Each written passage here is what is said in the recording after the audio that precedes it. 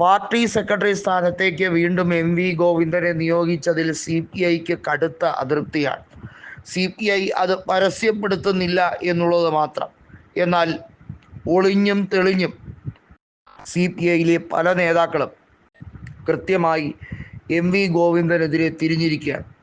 കണ്ണൂർ രാഷ്ട്രീയത്തിൽ വി ഗോവിന്ദൻ അടക്കമുള്ളവർ ഐയെ ഒരു രീതിയിലും അവിടെ പ്രവർത്തിക്കാൻ സമ്മതിക്കുന്നില്ല എന്നുള്ളത് കൃത്യമായി ഐ സംസ്ഥാന കമ്മിറ്റി പറഞ്ഞിരിക്കുന്ന കാര്യം തന്നെയാണ്. നമുക്കറിയാം, കണ്ണൂർ ജില്ലാ പഞ്ചായത്തിലായിരുന്നാലും അതുപോലെ നിരവധിയായിട്ടുള്ള നഗരസഭകളിലായിരുന്നാലും ഐ പ്രതിനിധികളോട് കാണിക്കുന്ന ഒരുതരം മോശമായ പെരുമാറ്റം അത് എമ്മിന് ഭൂഷണമല്ല എന്നുള്ളത് വ്യക്തമാക്കിയിരിക്കുകയാണ്. വി ജയരാജൻ അടക്കമുള്ളവർ ഐയോട് കാണിക്കുന്ന വലിയ തോതിലുള്ള വെറുപ്പും വിദ്വേഷവും അത് എല്ലാ കാലത്തും മറ നീക്കി പുറത്തു വരാറുണ്ടായിരുന്നു എന്ന് തന്നെയാണ് വ്യക്തമാക്കുന്നത്.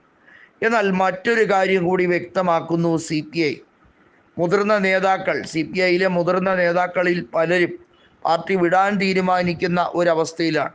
അതിൽ ഒന്നാമനായി നിൽക്കുന്നത് തൃശ്ശൂരിൽ ലോക്സഭാ തിരഞ്ഞെടുപ്പിൽ കഴിഞ്ഞ തവണ ഐ സ്ഥാനാർത്ഥിയായ VS സുനിൽകുമാറാണ്. അദ്ദേഹം കോൺഗ്രസിലേക്ക് എത്തും എന്ന അഭ്യൂഹങ്ങൾ അതിശക്തമായിരുന്നു. കാരണം VD സതീശനുമായി വലിയ തോതിൽ രാഷ്ട്രീയത്തിനതീതമായ ആത്മബന്ധം പുലർത്തുന്നു. വളരെ വൈകാതെ സുനിൽകുമാറിന് ആ പാർട്ടിയിൽ ഇനി അധികം നാൾ പിടിച്ചു നിൽക്കാൻ കഴിയില്ല.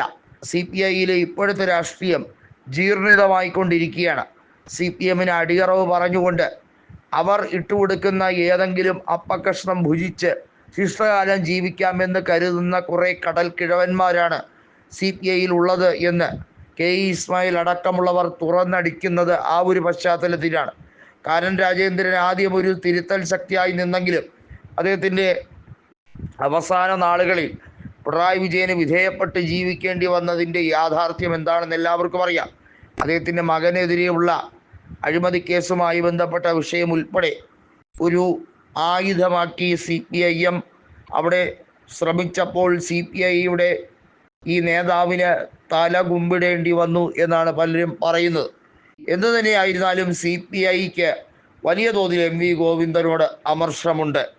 കോടിയേരിയായിരുന്നു സംസ്ഥാന സെക്രട്ടറി എന്ന രീതിയിലായിരുന്നപ്പോൾ എല്ലാ സഖ്യകക്ഷികളെയും സമന്വയിപ്പിച്ച് മുന്നോട്ട് കൊണ്ടുപോകാൻ അദ്ദേഹത്തിന് ഒരു പ്രത്യേക കരവിരുതുണ്ടായിരുന്നു എന്നാണ് ബിനോയ് വിശ്വം പറഞ്ഞിരിക്കുന്നത്.